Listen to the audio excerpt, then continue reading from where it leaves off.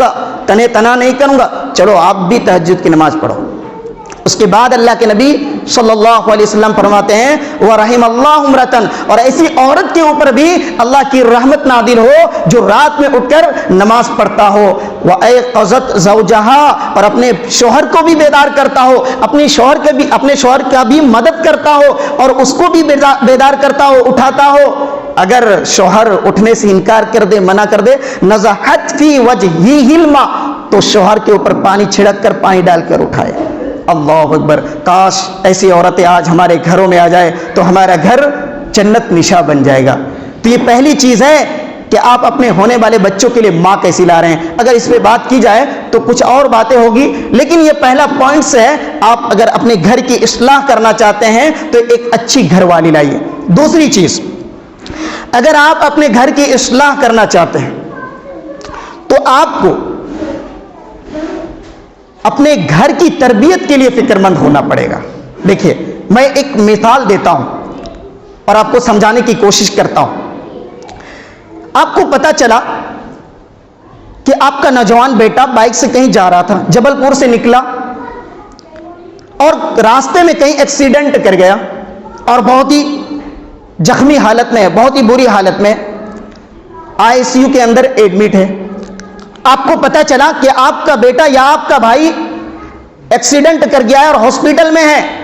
اب مجھے بتائیے، آپ کو خبر ملی، اب کیا کریں گے؟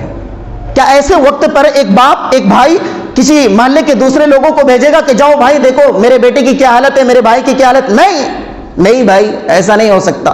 وہ باپ خود پہلی فرصت میں دوڑا پہلی فرصت میں پہنچے گا، وہ نوجوان بھائی پہنچے گا اور ہر ممکن کوشش کر کے یہ چاہے گا کہ میں اپنے بیٹے کی جان کو بچا لوں۔ اگر نہیں بچا پائے گا تو آنسو اس کی آنکھوں سے نکلیں گے۔ میرے بھائیوں، میرے دوستوں، یہ دنیا کی مصیبت ہم اگر اپنے بچوں پر دیکھتے ہیں، اپنے پریوار پر دیکھتے ہیں، اپنے پریوار کے کسی بھی افراد پر دیکھتے ہیں، اپنے بیوی پر دیکھتے ہیں، ہم کنٹرول نہیں کر پاتے ہیں۔ آج ہمارے بچے، ہماری بیویاں، ہماری اولادیں جہنم کی طرف جا رہی ہیں اور ہمارے ماتھے پر کوئی سلوٹ نہیں۔ کون سی جہنم؟ جس جہنم کے بارے میں اللہ کے رسول صلی اللہ علیہ وسلم نے فرمایا اس جہنم کی آگ کا یہ دنیا کی آگ 70واں حصہ ہے، یعنی اس آگ سے 70 گنا زیادہ جہنم کی آگ ہے۔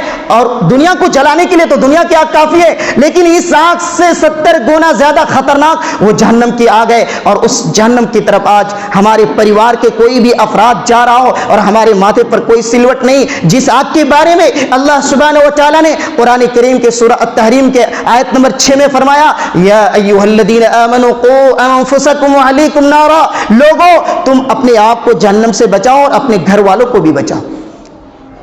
جس کے بارے میں کہا، دیکھیے گھر کی اگر آپ اصلاح کرنا چاہتے ہیں تو اللہ تعالیٰ فرما رہا ہے تم اپنے آپ کو جہنم کی آگ سے بچاؤ اور اپنے گھر والوں کو بھی بچاؤ، جس آگ کے ایندھن انسان اور پتھر ہو۔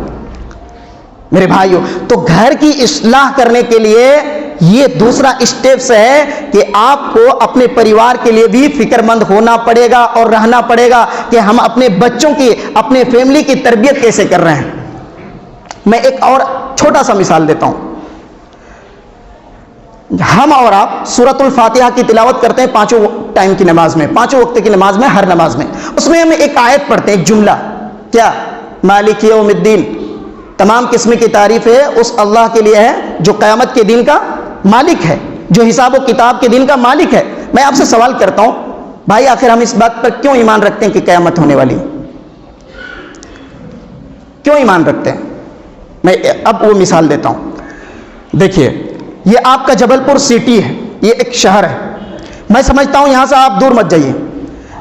اسی مسجد کے اندر، آپ کی مسجد کے اندر ایک مکتب چل رہا ہے، ایک مدرسہ چل رہا ہے، اور میرے خیال سے ابھی شعبہ حفظ کا مکتب بھی شروع ہو گیا ہے یا ہو جائے گا، جو بھی ہو۔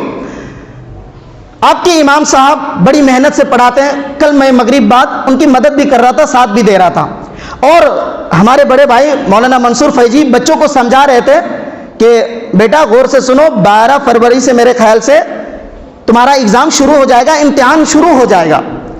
مان لیجئے آپ کے اسی شہر کے اندر ایک اچھا خاصا ادارہ بنا دیا جائے اور وہاں پر پڑھنے والے بچوں کو تمام سہولتیں دے دی جائے، کھانا دیا جائے، کپڑا دیا جائے، رہنے کے لیے روم دیا جائے، تمام سہولتیں میسر کیا جائے، لیکن بچوں کا امتحان نہ لیا جائے۔ مجھے آپ لوگ یقین کے ساتھ بتائیے، کیا ایسا مدرسہ، ایسا اسکول، ایسا کالج دنیا میں چل سکتا ہے؟ اگر اس مدرسے میں امتحان نہیں لیا جائے گا تو ایک لڑکا جو پہلی جماعت میں پڑھتا ہے اس کو کیسے دوسری جماعت میں داخل کیا جائے گا؟ دوسری جماعت کے لڑکے کو کیسے تیسری جماعت میں داخل کیا جائے گا؟ کسی مدرسے کے اندر بلڈنگ بنا دی جائے، کھانے کا انتظام کر دیا جائے، پانی کا انتظام کر دیا جائے، دنیا کی تمام سہولتیں دے دی جائیں، لیکن وہاں پڑھنے والے چھاتروں کا، وہاں پڑھنے والے اسٹوڈنٹس کا، وہاں پڑھنے والے طلباء کا اگر امتحان نہ لیا جائے، ایسا مدرسہ کسی کام کا نہیں، ایسا ادارہ کسی کام کا نہیں۔ اس لیے کہ مدرسے کا کام یہ ہے کہ وہ بچوں کا امتحان لے، تاکہ پتہ چلے کہ کون سا بچہ محنتی ہے اور کون سا بچہ کمزور ہے۔ ان کے امتحان کے مطابق ان بچوں کی صلاحیت سامنے آئے گی۔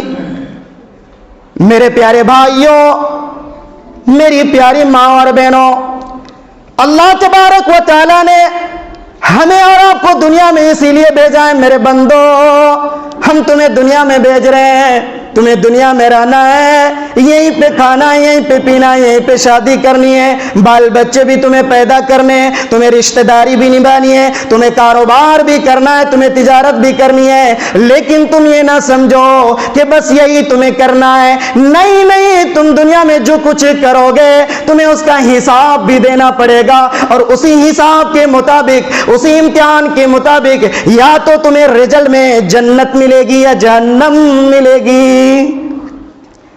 اسی لیے اللہ تبارک و تعالیٰ نے قرآن کریم کے 29ویں پارے میں، 29ویں پارے کے بالکل شروعات میں فرمایا، تبارک الذی بیدہ الملک وہو علی کل شیء قدیر۔ بڑی برکت والی ہے وہ ذات جس کے ہاتھ میں ساری کائنات کی بادشاہت ہے، وَهُوَ عَلَى كُلِّ شَيْءٍ قَدِيرٌ، اور وہ اللہ ہر چیز کے اوپر قادر ہے۔ اس کے لیے کوئی چیز امپاسبل نہیں ہے، اس کے لیے کوئی چیز اسمبھو نہیں ہے، اس کے لیے کوئی چیز ناممکن نہیں ہے، وہ ہر چیز کے اوپر قادر ہے۔ میرے بھائیوں، اس اللہ نے ہمیں اور آپ کو پیدا کیا، 70 سال کی زندگی عطا کیا، 50 سال کی زندگی عطا کیا، 60 سال کی زندگی عطا کیا۔ او لوگوں، اس کے بعد تم مر جاتے ہو، اس کے بعد ہم سب مر جائیں گے اور مر جاتے ہیں۔ کیوں زندگی اور موت کا سسٹم بنایا؟ لِيَبْلُوَكُمْ أَيُّكُمْ أَحْسَنُ عَمَلًا، اس لیے کہ ہم تمہارا امتحان لیں گے تاکہ دیکھیں کہ تم میں سے کون اچھا عمل کرتا ہے، کون جنت میں جانے والا عمل کرتا ہے، کون اس اللہ رب العالمین کو خوش کرتا ہے۔ اس لیے اللہ نے ہم سب کو پیدا کیا ہے۔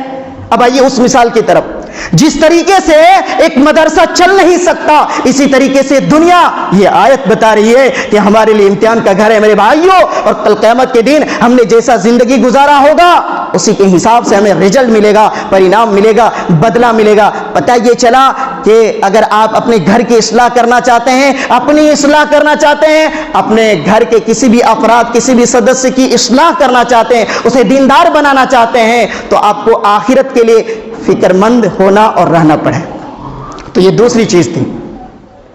تیسری چیز گھر کی اصلاح کے لیے، اور میں سمجھتا ہوں کہ سب سے اہم چیز، اور کچھ نہیں تو یہ جو آخری چیز میں بتانے جا رہا ہوں، اس کو آج کے اس بیان سے، اس جمعہ سے لے کر جائیے۔ گھر کی اصلاح اگر کرنی ہے تو گھر کے اندر کا ماحول جو ہے عبادت والا بنائیے۔ دیکھیے، آپ نے گھر کی اصلاح کرنے کے لیے اچھی لڑکی لائیں، اچھی بیوی لائیں، یا اچھے جوڑے کا انتخاب کیا۔ اب لانے کے بعد اب آخرت کے لیے فکر مند ہو گئے آپ۔ اب آپ کو تیسرا کام یہ کرنا ہے کہ گھر کے اندر کا جو ماحول ہے وہ عبادت والا ہونا چاہیے۔ یہ نہیں کہ صرف باہری گھر کے اندر کا ماحول عبادت والا ہونا چاہیے۔ کیسا عبادت والا ہونا چاہیے؟ کیسے عبادت والا ہونا چاہیے؟ آئیے میں آپ کو حدیث پہ سمجھا دیتا ہوں۔ صحیح بخاری کی حدیث ہے، اللہ کے پیارے نبی جناب محمد رسول اللہ صلی اللہ علیہ وسلم فرماتے ہیں، اجعلوا من صلاتکم فی بیوتکم، لوگوں اپنے گھروں میں بھی نماز پڑھو، ولا تجعلوها قبورا، اور اپنے گھر کو قبرستان نہ بناؤ۔ دیکھیں، اس حدیث پاک سے دو مسئلے ثابت ہوتے ہیں۔ ایک یہ تو کبھی کبھی گھر میں نماز پڑھنی چاہیے، کبھی کبھی کا مطلب یہ نہیں کہ مسجد چھوڑ کے پڑھنی چاہیے، آپ گھر میں سنن و نوافل پڑھیں، فرض نماز آپ کو مسجد میں آ کے پڑھنی ہے جی۔